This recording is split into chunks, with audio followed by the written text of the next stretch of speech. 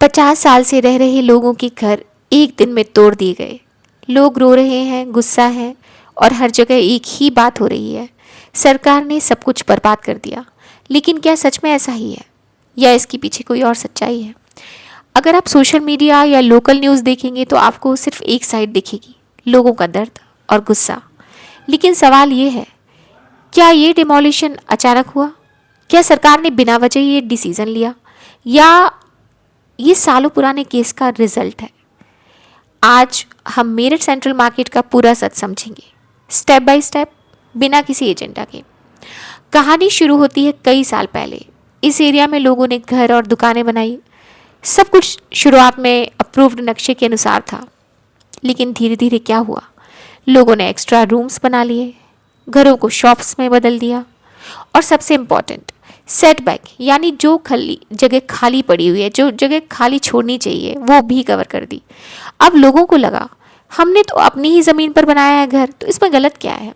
यहाँ सबसे बड़ा कन्फ्यूजन आता है। सेटबैक क्या होता है? आपके घर और सड़क के बीच खाली जगह, या आपके घर और आपके पड़ोसी के घर के बीच जो स्पेस है। कानून कहता है ये स्पेस छोड़ना ज़रूरी है। क्यों? Fire safety, ventilation, future road planning. अब भले ही आपने सड़क पर कब्जा नहीं किया, लेकिन अगर आपने सेटबैक कवर किया तो वो भी इलीगल माना जाता है। अब एंट्री होती है अथॉरिटीज़ की। मेरठ डेवलपमेंट अथॉरिटी ने कई बार नोटिस दिया, इलीगल कंस्ट्रक्शन हटाओ, लेकिन ग्राउंड रियलिटी क्या थी? लोगों ने इग्नोर किया या सोचा सबने बनाया है तो कुछ भी नहीं होगा। और यही सबसे बड़ी मिस्टेक थी, क्योंकि मामला यहीं खत्म नहीं हुआ। फिर मामला पहुंचा कोर्ट। पहले इलाहाबाद हाई कोर्ट, फिर धीरे धीरे पहुंच गया सुप्रीम कोर्ट ऑफ इंडिया। सालों तक केस चला। कोर्ट ने देखा रूल्स वायलेट हो रहे हैं, अथॉरिटीज टाइमली एक्शंस नहीं ले रही, और फिर सुप्रीम कोर्ट ने साफ कहा इलीगल कंस्ट्रक्शन चाहे कितना भी पुराना हो, लीगल नहीं बन सकता। अब डिमोलिशन करना ही पड़ेगा।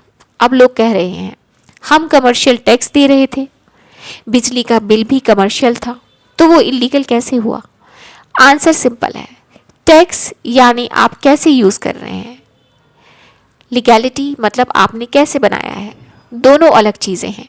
अगर कंस्ट्रक्शन रूल्स के खिलाफ है तो टैक्स देने से वो इलीगल चीज़ लीगल नहीं बनती। लेकिन एक बात बिल्कुल सच है, लोगों ने सालों की मेहनत से घर बनाए।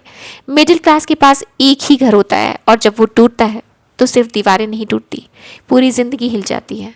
इसीलिए लोगों का गुस्सा बिल्कुल समझ में आता है। अब सबसे बड़ा सवाल, क्या ये सरकार का डिसीजन था? फैक्ट ये है कि डिसीजन आया सुप्रीम कोर्ट ऑफ इंडिया से। सरकार सिर्फ उसे इम्प्लीमेंट कर रही थी। अगर सरकार ना माने तो कोर्ट के खिलाफ जाना पड़ेगा।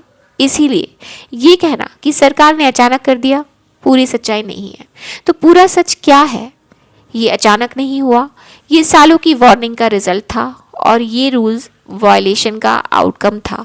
लेकिन सिस्टम की भी गलती थी, क्योंकि उन्होंने पहले एक्शन नहीं लिया, कोई भी एक्शन नहीं लिया गया। और यही वजह है कि आज इसका इम्पैक्ट इतना पेनफुल है।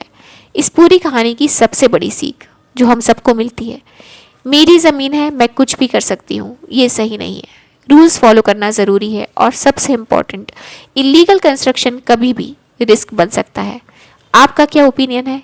क्या ये सही हुआ या नाइंसाफ़ी? कमेंट में ज़रूर बताएं।